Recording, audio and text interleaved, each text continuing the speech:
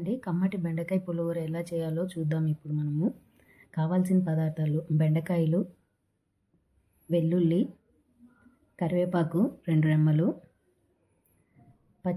పచ్చిమిర్చి సరిపడంత, టమోటాలు 2 సన్నగా స్లైసెస్గా కట్ చేసుకొని పెట్టుకోవాలి. ఆనియన్ 1 సన్నగా కట్ చేసుకోవాలి. తర్వాత తిరువాత గింజలు. గ్యాస్ మీద ఒకటి కడాయి పెట్టి అందులో ఆయిల్ వేసుకోవాలి.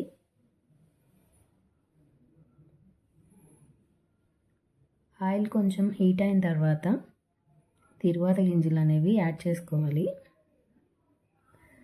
ఫస్ట్ మనము ఆవాలు వేస్తున్నాము. ఆవాలు కొంచెం చిట్పట్లాడిన తర్వాత మిగిలిన తిరువాత గింజలన్నీ 1 by 1 యాడ్ చేసుకుందాము.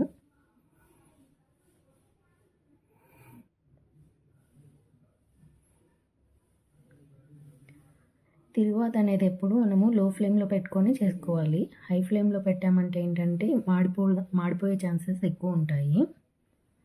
సో లో ఫ్లేమ్ కానీ మీడియం ఫ్లేమ్ కానీ పెట్టుకుంటే మనకు కొంచెము తిరువాత అనేది మాడిపోకుండా బాగా అవుతుంది. మేము ఎండుమిర్చి కూడా వేస్తున్నాము తిరువాతలో. కొంచెం ఫ్రై అయిన తర్వాత వెల్లుల్లి వేసుకోవాలి. వెల్లుల్లి వేసుకొని ఒక 1 minute అలా ఫ్రై చేసుకోవాలి.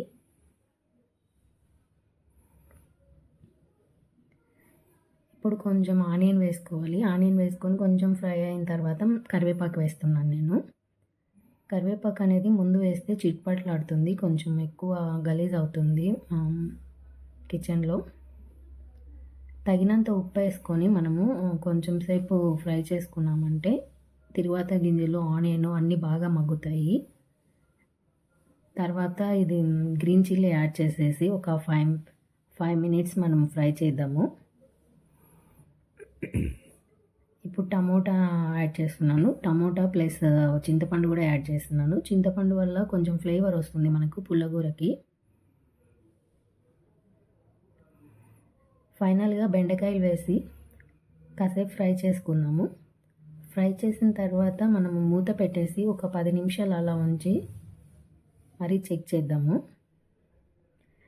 10 నిమిషాల తర్వాత మూత తీసి చూసామంటే మనము బాగా ఫ్రై అయి ఉంటుంది బెండకాయ అనేది.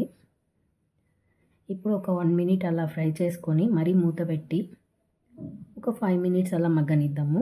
5 minutes తర్వాత చూసామంటే బెండకాయ ఇంకా ఎక్కువ ఫ్రై అయిపోతుంది. ఇప్పుడు మనము పప్పు గుత్తితో కానీ లేదంటే స్మాషర్తో కానీ బాగా నీట్గా ఎనుకోవచ్చు. పుల్లగూరలో ఎక్కువ వాటర్ కూడా వేయాల్సిన పని లేదు. మనం టమోటా వేస్తాం కాబట్టి టమోటా వల్ల వాటర్ అనేది ఎక్కువ ఊరుతుంది. ఇలా మేము స్మాష్ చేసుకున్నాము. ఇప్పుడు ఫైనల్గా టేస్టీ కమ్మని బెండకాయ పులిహోర అనేది తయారైంది. వచ్చేయండి మాతో కలిసి తిందురు. థ్యాంక్స్ అండి.